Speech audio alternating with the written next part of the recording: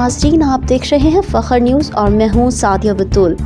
آئیے دیکھتے ہیں حیدرآباد سے ڈویژنل بیورو چیف مہناز فرحت کی تفصیلی رپورٹ۔ کیمرامین فرزاد عباس کے ساتھ مرکزی مسلم لیگ حیدرآباد کی طرف سے دی ماڈرن کینسر ہسپتال کی عمارت کی تکمیل کے موقع پر ایک پروقار تعارفی تقریب کا انعقاد کیا گیا۔ مرکزی مسلم لیگ صوبہ سندھ کے صدر فیصل ندیم کا خصوصی خطاب ہوا۔